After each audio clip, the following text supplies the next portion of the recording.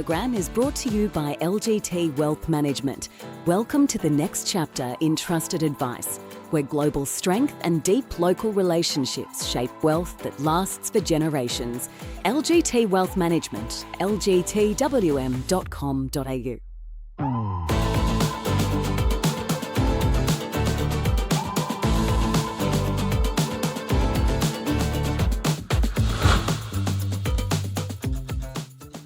Hello and welcome to the Global View on this Friday. I'm Andrew Gagan. Great to have you with us again here at AusBiz. Let's get across what we saw overnight. It was mostly a positive session on global markets. The Pan-European Stock 600 index rising 0.7% as investors welcome the US Federal Reserve's rate cut. On Wall Street, tech stocks dragged, the Nasdaq lower. However, the Dow rallied to a record high led by the materials and financial sector, and the S&P 500 recovered to also close at a new record. Investors also contemplating the Fed's outlook, which was less hawkish than the market had expected. Stocks, specifically Oracle shares, fell heavily after its quarterly forecast fell short of analyst estimates, and it warned that annual spending would run $15 billion higher than previously planned, stoking fears that its AI cloud play is burning cash faster than generating profit. And Oracle dragging the other tech names lower, including Nvidia and Broadcom ahead of its earnings report after the closing bell. Broadcom projecting first quarter revenue above Wall Street estimates, betting that sustained robust demand for its specialised AI chips would power another year of growth and help quell investor concerns about a spending slowdown. Shares rising 2% in extended trade. Adobe reported after the bell on the previous session, forecasting fiscal 26 revenue and profit above expectations, signalling strong demand for the Photoshop maker's design tools. Chip design software provider Synopsys beat analyst estimates for fourth quarter revenue, driven by strong demand for its chip design tools, sending its shares higher. While Disney shares rose after the company announced a $1 billion equity investment in OpenAI. And shares of US drug maker Eli Lilly rose after revealing that its late-stage trial showed its next-generation experimental obesity drug helped patients lose weight. And shares of athletic wear maker Lululemon up about 11% in extended trade. That's after lifting annual profit forecasts helped by stronger sales of its sportswear and accessories in international markets, while announcing Chief Executive Calvin McDonald will step down in January. Well, the number of Americans filing jobless claims rose to 236,000 last week. That's the most in nearly 4.5 years. Although claims data does tend to be volatile around this time of year. The larger than expected increase reversed the sharp drop in the prior week, which had pushed filings to a 3-year low. Well, the Swiss National Bank has left its policy rate unchanged at 0% as widely expected, noting that inflation has been slightly lower than forecast, but said that in the medium term, inflationary pressure is virtually unchanged compared to the September assessment. US Treasury yields dipped for a second straight session as investors digested the Fed's rate decision. The central bank saying it would begin buying short-dated government bonds to help manage market liquidity levels to ensure the Fed retains firm control over its interest rate target system, which is earlier and larger than the market had expected. The US 10-year yield falling to 4.14%, the 2-year down to 3.52%. The US dollar hitting multi-month lows against the euro, Swiss franc and sterling. The Aussie trading at 66.6 US cents. Oil prices have fallen as investors shift their focus back to Russia-Ukraine peace talks and the US seizure of a sanctioned oil tanker off the coast of Venezuela. Brent crude futures down almost 2% at $61 a barrel.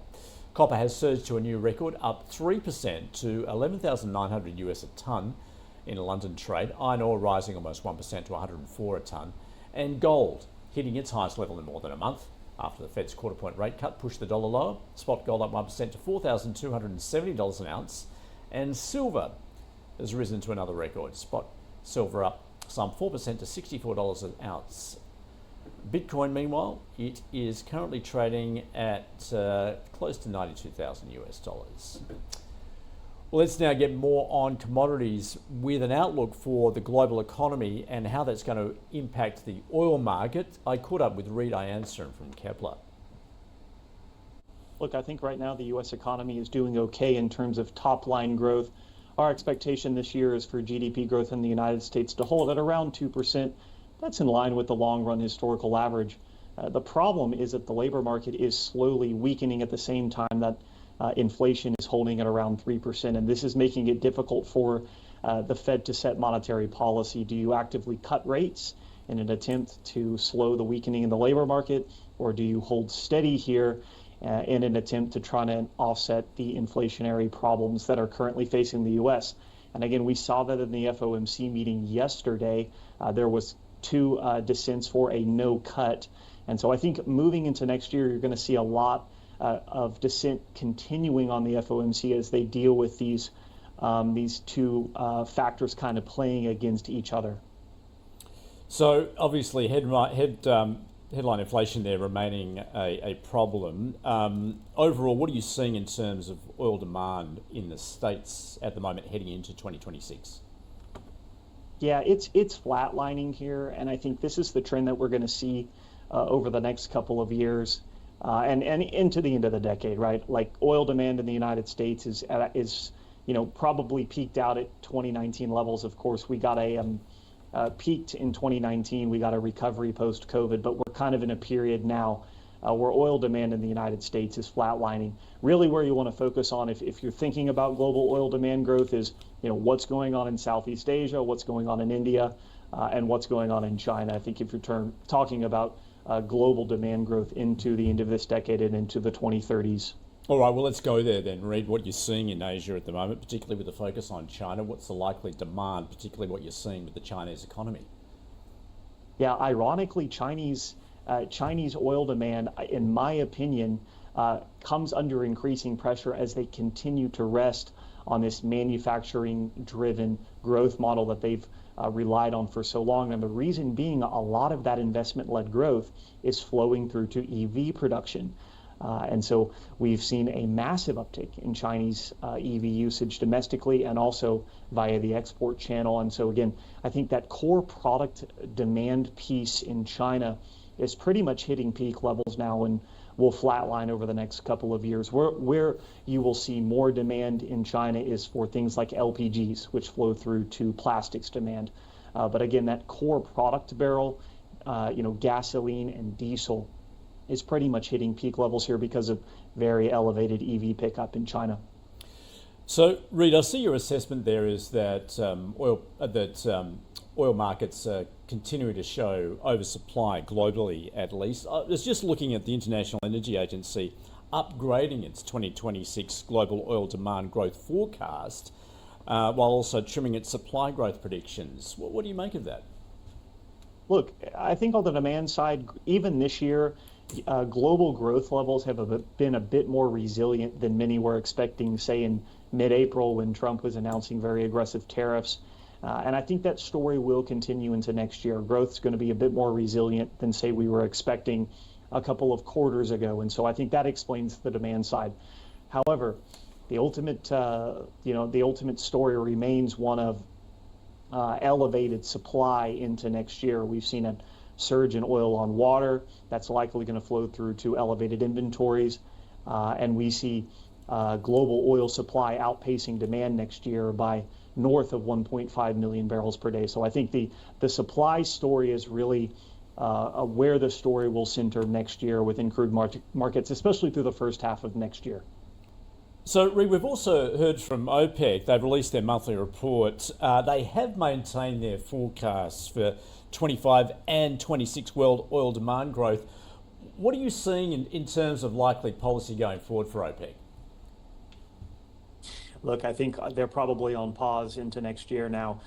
Again, as I was mentioning earlier, the big story for next year is going to be on the supply side, right? Can the world absorb so much excess supply, in part brought on by OPEC through the course of this year? And so I think at this point, OPEC's going to kind of be in a sit and wait posture to kind of see what happens through the first half of this year.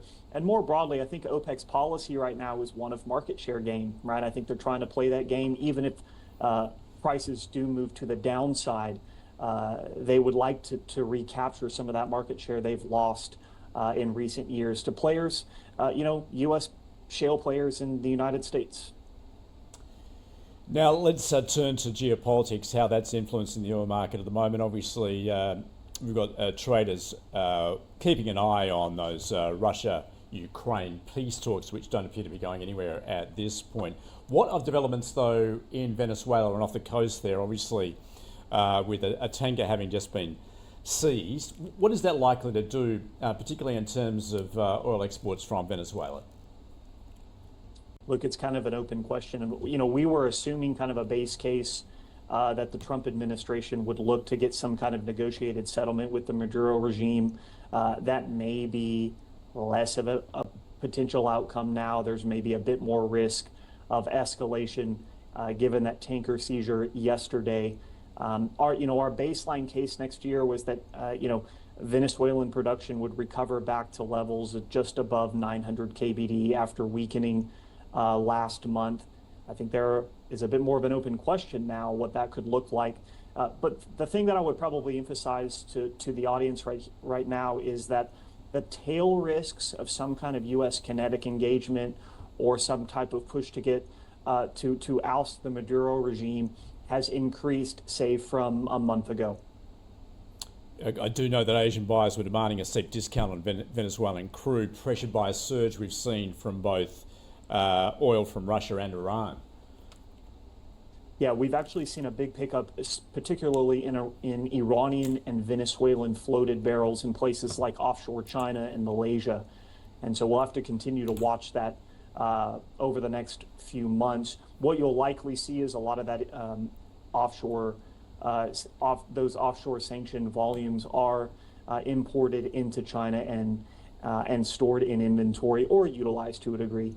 But again, it has been interesting to note we have seen a big increase in sanctioned barrel floating storage, since September. Reid I'Anson from Kpler. All right, let's turn to the local market then, just ahead of the open. We are expecting a very strong start. As you can see, SPI futures up around 1%. There'll be a particular focus on commodities, given we have seen a lot of those prices move, in particular copper and silver hitting new records. Stay with us. The open is just a minute or two away.